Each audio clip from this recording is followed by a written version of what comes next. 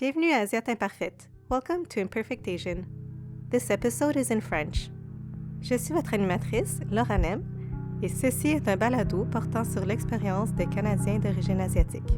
Ouais, de voir une fille tatouée, genre asiatique. Tu sais, genre, quand j'étais en train de faire une des murales, je pense que c'est l'an passé, il y a une fille qui dit « Ah, moi aussi, je suis cambodgienne. » Tu sais, d'avoir juste vu ça, j'étais comme « Yo, that's me when I was younger. » Tu sais? Puis là, je suis comme « Ah, wow, elle s'est sentie représentée, genre. » Tu vois, ça, c'est l'impact que j'aimerais avoir à partir de là, de faire comme « Tu n'es pas toute seule, puis tu peux continuer à faire ce que tu veux faire, malgré tous les obstacles qu'on te donne, genre, autant culturels, autant que, genre, par la société, whatever.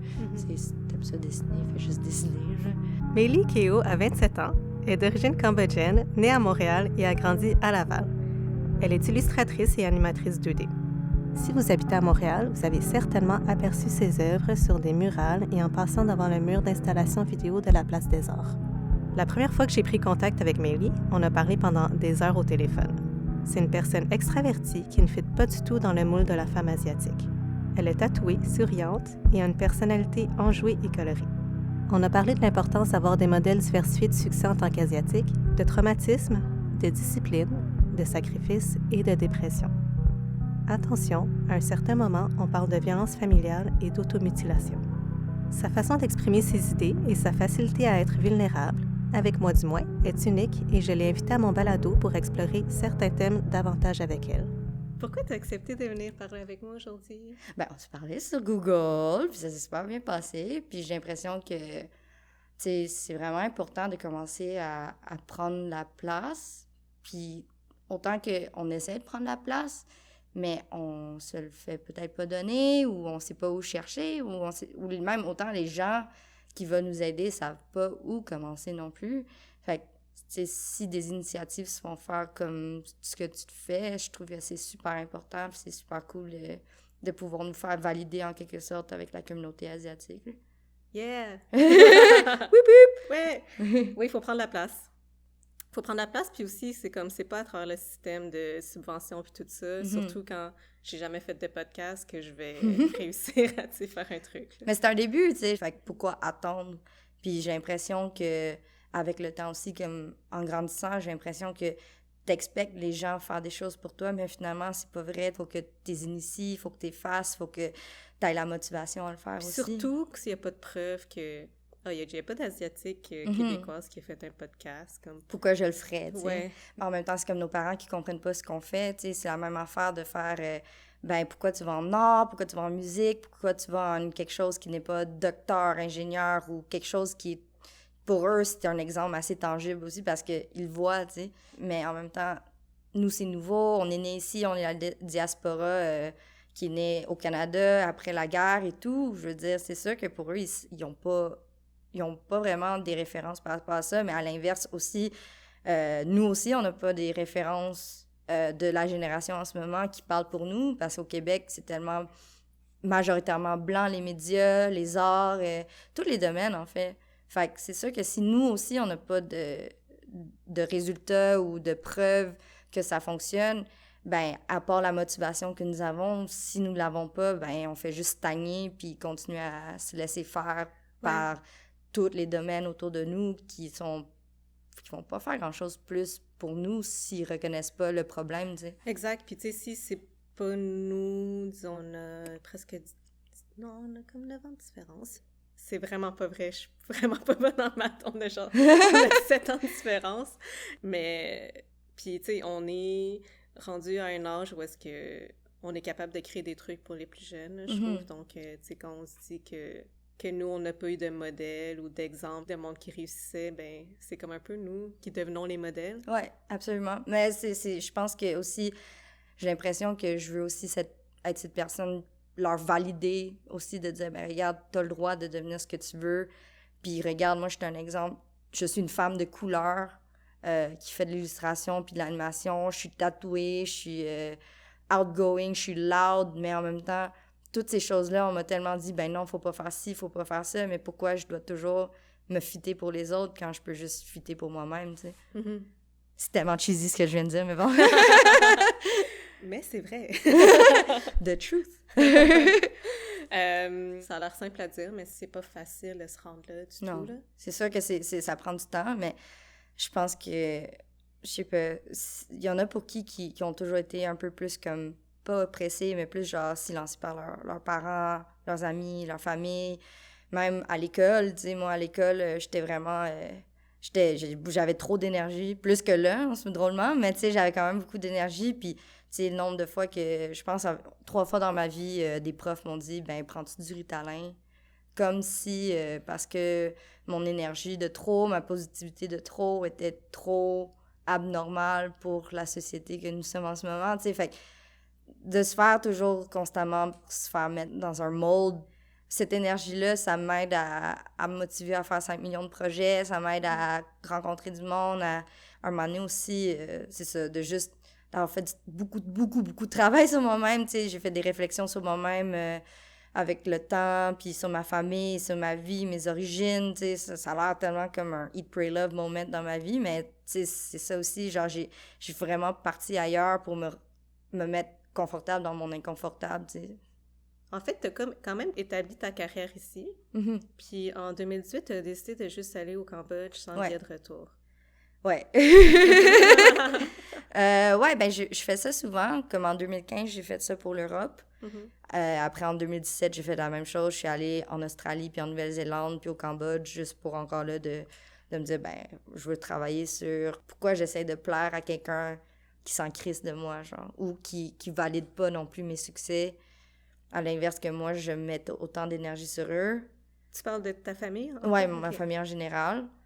À la fin aussi, cette dernière phase, si tu veux, de voyage au Cambodge, c'était pour me dire, ben regarde, j'ai besoin de me reconnecter avec mes racines, puis d'avoir de comprendre plus sur moi-même et ma famille.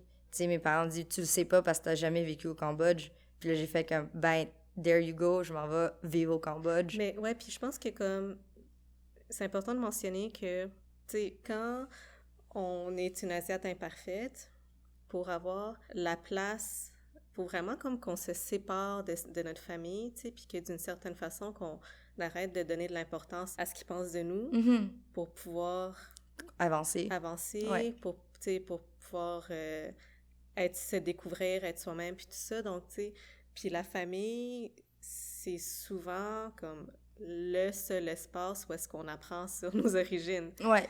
Tu sais, c'est ce qui nous garde connectés dans nos 2 cas, au Cambodge. Mm-hmm. Donc, tu sais, en nous séparant de ça, mais ça fait que tout d'un coup, on parle moins significativement, la langue. Ouais, on parle moins le cambodgien, mm-hmm. Tu sais, on n'apprend pas nécessairement à cuisiner. C'est drôle parce que en fait, ils me disent, mais tu sais pas comment cuisiner pour toi? Je suis comme, oui, mais je sais cuisiner, mais pas votre bouffe parce que vous voulez pas me l'apprendre. Mais comme vous vouliez pas m'apprendre, tu sais. C'est ça, qu'est-ce que je vais faire, tu sais? Mais après ça, avec la pandémie, c'est ça ce que je vais en venir, c'est que j'ai appelé mon père, puis j'ai fait comme, hey, papa, peux-tu me donner la recette pour toutes tes stir-fry, toutes tes baichap, pour toutes les petites affaires, la soupe, whatever. Puis il était comme, ouais, fait que tu fais ça.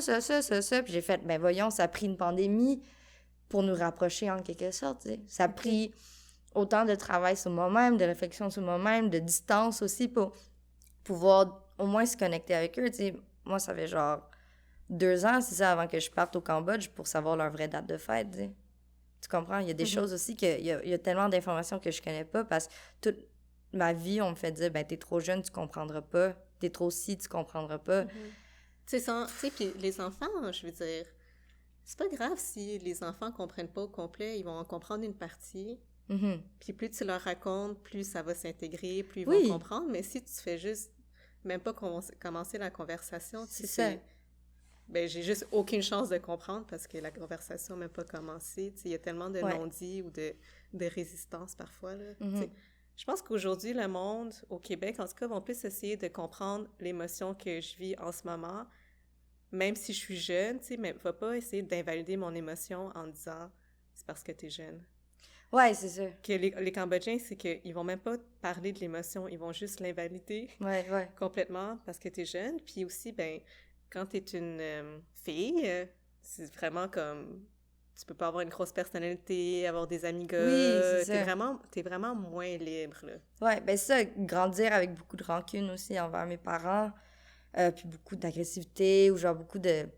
I had a lot of anger aussi, genre comme envers mes parents, tu sais, c'était beaucoup de clash constant, puis d'incompréhension aussi, mais je pense que aussi c'est la culture qu'ils ont grandi dans la guerre, tu sais. Pour ceux qui nous écoutent, qui connaissent pas ce qui s'est passé au Cambodge, où ben, il y a eu un génocide, Ouais. puis les parents d'Émilie et mes parents ont survécu le génocide cambodgien, puis tu sais, déjà, on grandit dans une famille Strict, très... Ouais. Ouais. Mais tu sais, on a grandi avec des parents immigrants. Oui. En plus d'être immigrants, ils sont réfugiés. En Oui. plus d'être réfugiés, ils ont survécu un génocide. En plus d'avoir survécu un génocide, ils ont sûrement un syndrome de stress post-traumatique non diagnostiqué. Ouais. Leur enfance a été stripped away par la guerre, par les Khmers rouges, tu sais, je veux dire, qu'est-ce que tu veux de plus? Ouais, comme tes parents, avec quel âge quand ça a commencé? Ma mère était comme 8 ans, quelque chose, mon père avait comme 10, 12 ans peut-être. Fait que très jeune, tu sais, mais ma mère, elle s'est fait séparer de ses parents, fait en fait, je crois qu'ils sont morts, on sait pas. Ben, j'ai fait des recherches pour essayer de voir si je pourrais les trouver, mais à date, l'année où je suis allée au Cambodge pour comme 8 mois, d'avoir entendu les histoires, de se faire dire, ben non, je pense qu'ils étaient trop intelligents pour pas revenir à leur ville natale pour pouvoir reconnecter avec les gens.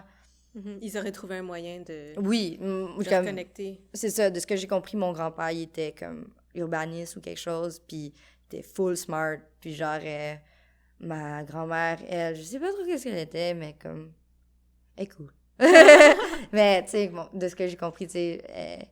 Tu sais, souvent, on cherche des réponses dans notre enfance, dans notre vie, mais il y a beaucoup de réponses dans nos gènes aussi, là, dans notre génétique. Mais, tu sais, j'ai grandi... avant d'aller à l'école à Montréal-Nord, fait que c'était très genre... J'avais comme ma tante, mes cousins, mes cousines, puis on vivait genre dans le même duplex. Puis genre, je parlais beaucoup khmer. Je me souvenais, là, je parlais full khmer. Genre, j'écoutais la télé en français et en anglais, c'est comme ça que j'ai beaucoup plus appris la langue. Mais avant d'aller à l'école, j'ai l'impression que genre, mes parents disent toujours « You were so fluent in Khmer ». Mais moi aussi, pareil, là, comme le français puis l'anglais, pareil comme toi, je l'ai appris, mon oreille s'est habituée par rapport à la télé. Puis j'avais des voisins aussi, tu sais, qui parlaient français et anglais, mais moi, je parlais pas du tout.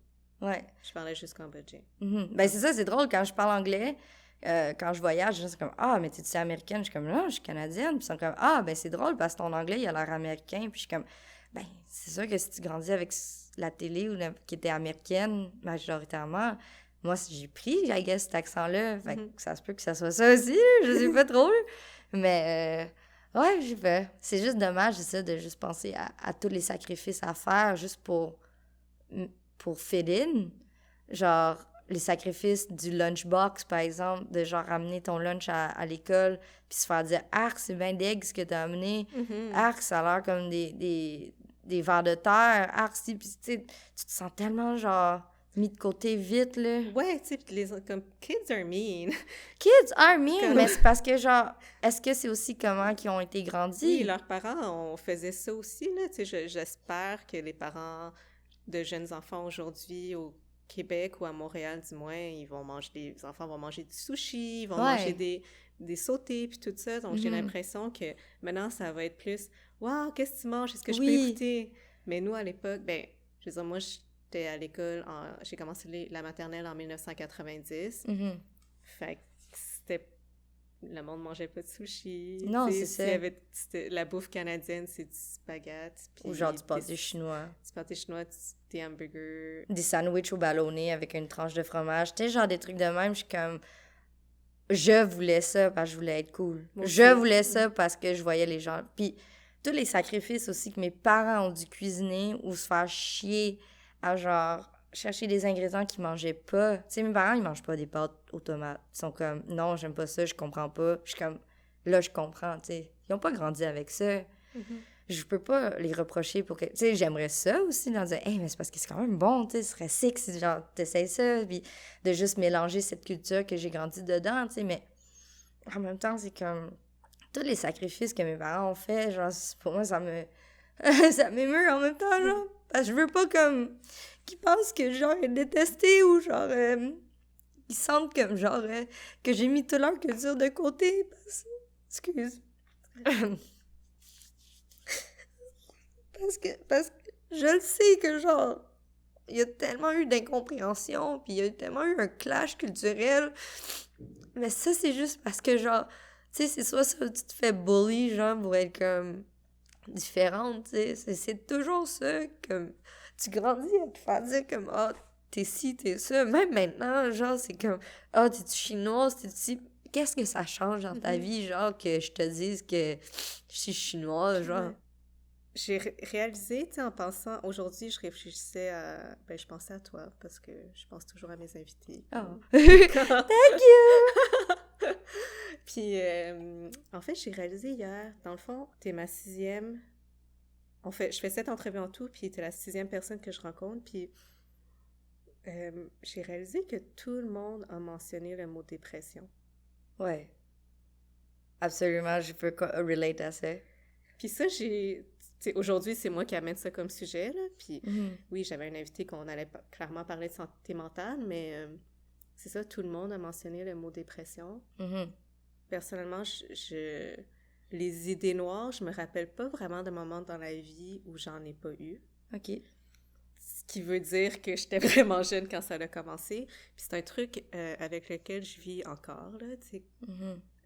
Tu sais, puis que j'imagine que quand t'es une personne atypique dans une famille qui nous met beaucoup de pression, tu sais, pour qu'on soit d'une certaine façon, tu sais, c'est beaucoup de pression, puis ça devient une sorte d'abus verbal ou d'abus psychologique.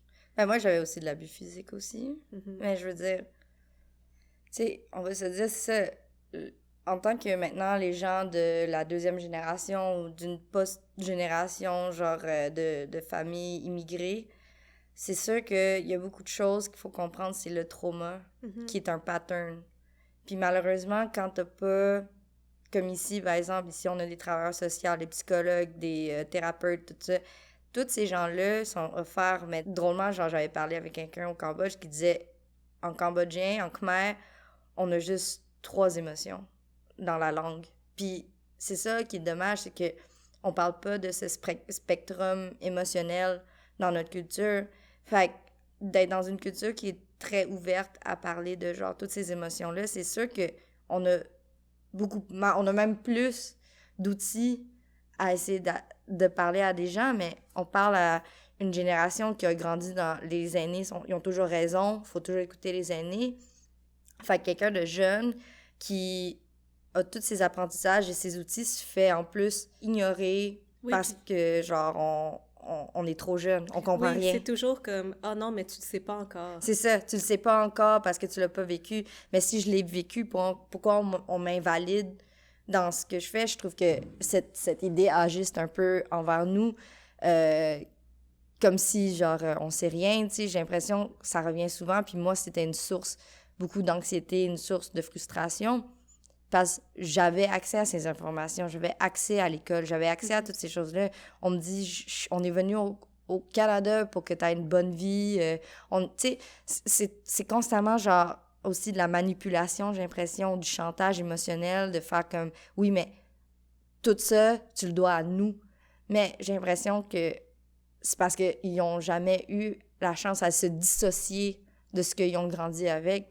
T'es plus au Cambodge, il n'y a plus de guerre, il n'y a pas une personne qui est sous une dictature en ce moment. Sauf que le cerveau apprend de ces traumatismes-là. Absolument. Je pense que c'est ça, c'est constamment de grandir comme dans un monde où on se met déjà dans une boîte par nos parents, au lieu de juste apprendre par nous-mêmes. Mais tu sais, à la fin, moi, j'ai beaucoup rebellé contre ça aussi, là. Moi, je fais des trucs, à un moment donné, je suis comme, ah ben, je sors. Ma mère m'a dit non, tu peux pas. J'ai fait non, je veux sortir, je vais pas rester genre chez nous de la journée, il fait beau. Fait que là, moi, à un moment donné, je disais plus rien puis je le faisais. Ah ouais? Non, c'est ça. Ben moi, à un moment donné aussi, je suis juste que ben non, je vais dehors, mais je vais pas te dire plus qu'est-ce que je fais. T'as pas besoin de savoir ça. Mais à un moment donné, quand j'ai fait compte ce que ma mère, elle voulait, elle a quand même été pas nice sur moi. Genre, c'est des trucs que clairement que moi, ça m'a traumatisé. Pas que ça me traumatise encore, mais oui, ça m'a traumatisé en faisant comme, ben, c'était pas juste. Il y a eu beaucoup de moments d'injustice. Que comme c'était tellement pas proportionnel, tu sais, la conséquence qu'on savait de nos parents était pas proportionnelle Ben ouais. aux gestes qu'on avait posés. Ah, absolument. Puis c'était tellement de choses, puis ça s'accumulait, que même il y a eu genre... J'ai essayé de parler à des gens comme des travailleurs sociaux puis tout, puis ils m'ont tout comme référé à la DPJ et tout, puis je suis comme, ben wow, genre, je comprends pas c'est quoi, on m'a jamais expliqué c'était quoi la DPJ. Puis après, ben, à un moment donné, genre, on m'a ouvert un dossier, puis je suis comme, ah, damn, je comprends plus. Parce que là, après, ça jouait sur mes émotions à moi, ma famille qui comprenait pas pourquoi j'ai call out la DPJ, mais ça, c'était plus comme ma prof qui a fait ça, parce qu'elle s'est inquiétée pour moi. Puis à l'inverse aussi, comme, ben, tout le monde qui voyait que c'était un peu anormal, mais que c'est un peu normal dans des familles d'immigrants d'être full disciplinés, genre. C'est sûr que c'était tellement intense, là, ces moments-là. Genre, je sais que moi, quand j'étais jeune, quand j'étais vraiment dans un deep, dark place, je commençais à me mutiler aussi. Puis, tu sais, de voir comme mes parents, genre, ou ma mère, comme pleurer parce qu'elle voyait que je me suis fait mal, tu sais, j'ai l'impression que c'était un des moments les plus, genre, vulnérables de voir ma mère triste pour moi, genre. Parce que la mère comprenait pas pourquoi, mais j'ai l'impression que constamment, on était toujours dans des whirlwinds de clash entre deux cultures tout le temps. Et le traumatisme des parents et notre traumatisme, nous, intergénérationnel. Exact. Ça continue, c'est comme perpétuel, genre, mais ça peut aussi arrêter de continuer si nous, on arrête aussi ça, comme de réaliser, wait, this is problematic. Puis genre, est-ce qu'on doit encore propager cette manière de discipliner les gens ou de mettre nos attentes sur les autres? Tu sais, moi, j'ai beaucoup ce problème-là aussi. J'ai beaucoup, genre, des problèmes de contrôle. J'ai envie que tout soit clair dans ma tête. Comme je vais faire un plan A, B, C, jusqu'à Z, genre, pour être sûr que j'ai un backup de backup. Parce que, comme tu dis, c'est comme... On veut tellement, genre, bien faire. On est juste comme... Il fallait toujours être bonne, fallait toujours être disciplinée parce qu'on est des filles, puis qu'on est genre, il faut rendre fier à tout le monde, tu sais, puis là, c'est comme, maintenant, je le vois, j'ai des problèmes de contrôle, j'ai des problèmes d'attente de moi-même, puis quand je vois quelqu'un qui struggle, je mets mes attentes sur eux parce que je sais que je vois leur potentiel, mais c'est pas à moi à forcer quoi que ce soit sur eux. Je vois pas pourquoi, genre, le nombre de fois que j'étais comme, je vois ton potentiel, puis tu l'utilises pas à ton meilleur. Puis là, je le forçais à devenir comme meilleur ou, tu sais, faire quelque chose. Puis j'étais comme... Tu les forçais dans l'action. Ouais, quelque chose. Mais tu sais, même si c'est genre du renforcement positif, ça peut être négatif pour l'autre personne. Puis il faut vraiment apprendre à comme, tu sais, se détacher de ces choses-là aussi. C'est comme... J'ai un méga esprit maternel, mais malheureusement, mon esprit maternel peut aller overboard parce que je veux trop comme le meilleur pour tout le monde parce que c'est ça que ma mère... Tu deviens comme overbearing. Ouais, tu prends beaucoup de place puis t'es comme, ah non, mais faut que j'arrête de faire ça, tu sais, c'est comme... Avec ma mère, tu sais, elle était toujours de même, puis autant que je voyais ses intentions, mais des fois, c'est comme, you're being a lot, you're taking a lot of space. Puis maintenant, je le vois, puis je suis comme, damn it, je suis ma mère, tu sais! Ben, mes parents, tu sais, ma mère était très... consciente de ma dépression ou de quand je me sentais pas bien, du moins. Ma soeur, récemment, je sais pas, dans les 5 dernières années, elle m'a dit, tu sais, Laura, quand tu t'enfermais dans ta chambre, j'avais vraiment peur qu'à un moment donné, comme, qu'on ouvre la porte puis que tu sois plus vivante. Fuck. Ouais. Puis elle avait raison d'avoir cette peur-là, mais puis j'étais comme, mais pourquoi tu faisais? Tu sais, j'ai pas répondu à ça parce que j'avais pas envie de répondre, mais dans ma tête, tu sais, je me disais, wow, tu sais, ma soeur était consciente de ça, mais elle faisait rien. Mais, tu sais, elle était super jeune, j'en veux pas pour ça, mais juste, on était, tu sais, notre famille était, tu sais, on va espérer que nous, on va être différents, mais on était tellement pas outillés pour faire face à tout ça. Non. Puis c'est sûr que comme ma soeur, à 8 ans, à 16 ans, à 18 ans, à 20 ans, t'es encore pas outillé pour faire face à la dépression de ta soeur. Tu sais, au fait que t'as peur qu'elle va mourir, ou tu sais. Mais ma mère, elle, qu'est-ce qu'elle faisait des fois, c'est qu'elle rentrait dans ma chambre puis elle me consolait. Oh. Cute! Oui. Oh my God! Puis, je trouve que, tu sais, malgré, tu sais, la pression, je pense que c'est ça qui a fait que tout ce que j'ai entrepris dans ma vie, je l'ai toujours entrepris sérieusement. Quand j'ai décidé d'être, je sais pas, de travailler en cinéma ou peu importe, tu sais, j'avais tout le temps mon OK, this is my goal, puis j'étais tout le temps sérieuse dans mes trucs, puis tu sais, je pense que c'est pour ça aussi que j'ai réussi à accomplir tout ce que j'ai accompli, c'est parce que j'ai appris que, ben, il faut que je travaille fort, il faut que j'aie une éthique de travail, puis il faut que ce soit intelligent, réfléchi. Fait que peut-être que si j'avais pas eu les parents que j'ai, tu sais, j'aurais peut-être pas accompli autant de trucs aujourd'hui. Right, absolument. Moi, c'est sûr que d'avoir cette fire under my ass tout le temps à cause de mes parents, toute cette discipline, tout, genre, toutes leurs attentes, wow! Mais ça n'a même pas Genre... rapport avec, tu sais, le fait que je veux les impressionner. Pour moi, tu sais, ça a juste... Oh non, moi, c'est pas ça du C'est tout. ça, c'est juste genre, non, ça va être sérieux, puis je vais devenir autonome. Aussi, je pense aussi le besoin d'autonomie pour pouvoir me découvrir, mais aussi pour pas être une charge en plus pour eux, tu sais, pour pas que mes choix de vie qui sont un peu moins stables, disons, deviennent, que eux en vivent les conséquences. C'est c'est ça, là, ce côté-là, juste comme, OK, non, tu sais, ça, c'est mes plans, plan A, B, C, mais comme je vais toujours être autonome. Mais, tu sais, je veux dire, oui, à un moment, j'ai voulu plaire à mes parents. Je voulais que je me fasse valider de... Tu sais, genre, j'avais fait un truc, j'étais super fière, puis ils étaient comme « Ah, m'en fous, là, rentre dans le char. » Puis là, j'étais comme C'est un peu triste parce que, genre, j'étais vraiment fière, puis on vient juste de me... T'avais quel âge? J'étais au secondaire, fait que, genre, peut-être comme 14-15 ans, genre, quelque chose de même. Puis, tu sais, moi, j'avais l'impression que j'étais toujours très proche des professeurs parce que eux, ils avaient l'air d'être plus alertes à dire, ben, ah oui, je vais t'encourager, c'est full nice ce que tu fais. Puis, je suis comme, ah, wow! Tu sais, c'est comme des faux parents, si tu veux. Mais en même temps, j'étais comme, ben, c'est dommage parce que, tu sais, je peux pas avoir ça avec mes parents, tu sais. Mais quand je veux dire de discipline ou whatever, de tout ça, de eux, moi, je trouve ça, en quelque sorte, ça m'a tellement donné un thick skin par rapport à la vie, genre de comme, OK, mais eux, ils ont traversé, genre, des océans pour venir ici. Je peux bien faire beaucoup plus aussi. Je peux, comme, dire, comme, ben là, je fais enfin de l'argent, je fais les rêves que je veux, même si on a eu beaucoup de, genre, rough path sur notre chemin, mais tu sais, même s'il y a eu ça, tu sais, maintenant, je suis tellement contente que ça m'a appris à devenir autant une bonne personne, d'être consciente de, genre, tout le travail que les gens mettent sur ce qu'ils font, puis moi aussi, à l'inverse aussi, tu sais, je mets à 100% quand je veux embarquer dans quelque chose, je vais embarquer, puis si ça me tente pas, ben, il y a ça aussi, ça me tente pas. Mais tu sais, les moments où c'est clairement que, genre, il fallait toujours que je donne mon 200%, je le faisais, puis j'ai l'impression que c'était pas pour mes parents, qui étaient toujours comme « we want more from you », même si des fois c'était du gros tough love, at least I can see I can do more. Puis qu'il n'y a pas eu un petit moment de quand j'étais jeune de faire genre « ah non, mais c'est correct, c'est ses limites, faut... » Non, comme en même temps, ça m'a vraiment apporté beaucoup plus.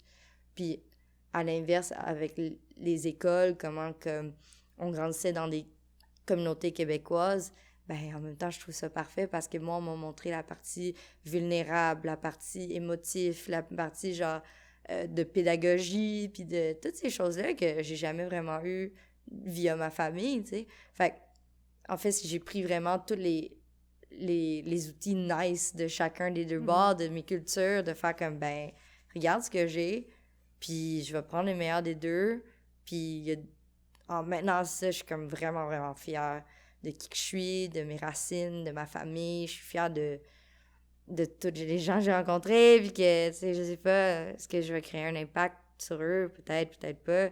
Mais si au moins de leur valider, puis de dire comme, ben regarde, on n'était pas tout seul, genre, c'est rough en ce moment, là, mais on va s'en sortir. Puis si t'as besoin d'aide, je suis là pour toi.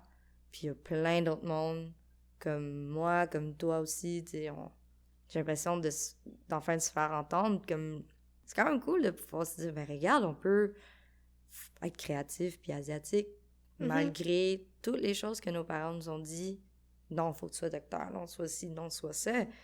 Ben, à la fin, on a continué à, genre, aller vers une carrière qui nous allumait beaucoup plus. Puis, je pense qu'il n'y a rien de plus rafraîchissant que ça, de dire « we did it », mais en même temps, « we did it », puis maintenant, nos parents vont mieux comprendre, peut-être.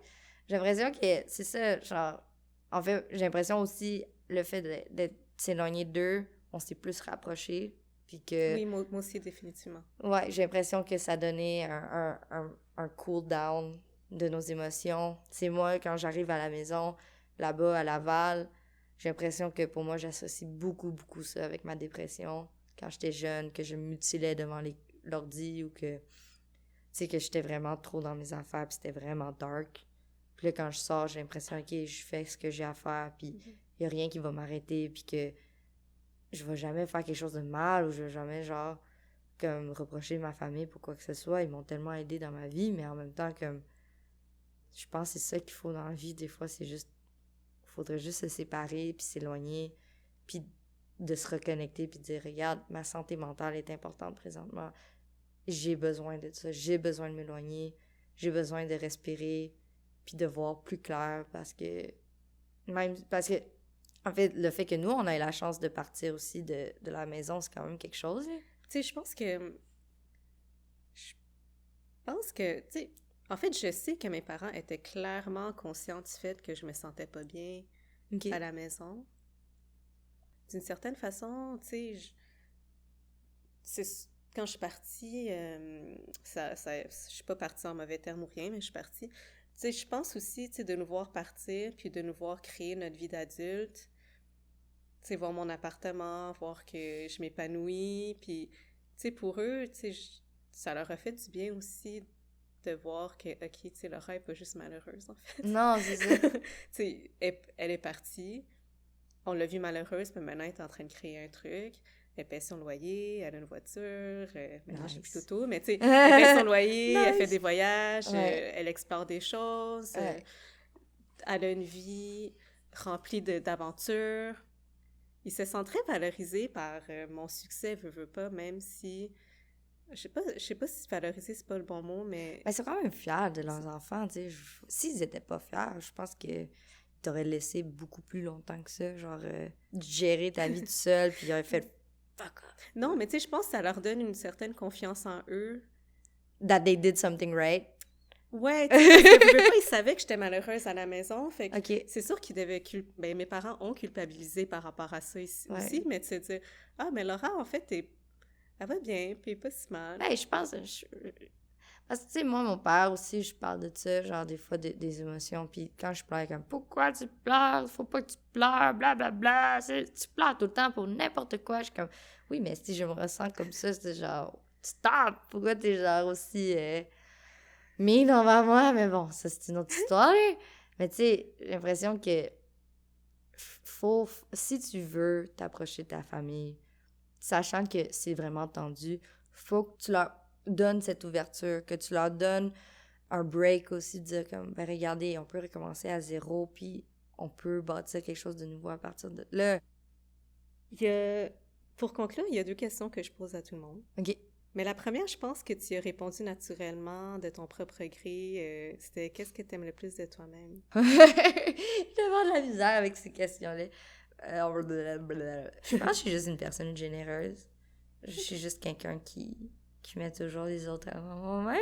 Puis je sais que ça devrait pas être une bonne chose de faire ça, mais je sais pas, je trouve que je tiens beaucoup aux gens qui tiennent à moi. Genre, je suis vraiment quelqu'un qui est loyal, puis si quelqu'un va faire du mal à quelqu'un, je suis prête à tout faire pour, genre, les défendre. J'ai tellement eu de trust issues dans la vie que j'ai enfin, comme, trouvé ma vraie famille, mes vrais amis, puis je suis comme, wow, c'est nice. C'est nice d'avoir ça, comme, dans la vie, un moment donné, genre. Puis, qu'est-ce que tu voudrais dire à une Mélie de 18 ans? Ouf! Où c'est que j'étais? Ah oui, genre... Au cégep. OK, ben, va pas à la distillerie puis prendre, genre, 3 gros pots maçons remplis d'alcool. Tu vas vomir le lendemain puis tu vas plus aller, genre, au show de Blink-182. Après ça, genre, même si tout le monde te trouvait intense, Il y aura du monde dans le chemin qui vont tellement t'aider à apprendre à devenir une meilleure personne, à maturer, puis à prendre des décisions un peu plus claires. Puis que même si, genre, on te fait mettre à la porte tellement de fois, genre, parce que t'avais trop d'idées, t'avais trop d'initiatives ou t'allais trop à ta vitesse, ben c'est correct que tu fasses tout ça parce qu'à la fin, t'as été la plus vraie envers toi-même, puis tu t'es respecté dans tout ça, genre. C'est en étant toi-même que tu as trouvé tous ceux qui t'acceptaient, tu sais. Absolument, puis je pense... Ouh, the full circle moment! Mais genre, arrêter de fitter dans des moldes pour plaire aux autres, mais bien pour se plaire aux soi-même. Hey, merci d'être venue! Merci Laura! Merci tout le monde!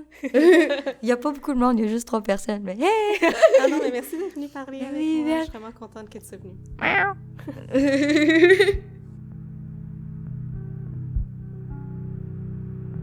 Mélie qui fait le petit chat pour finir sur une note joyeuse.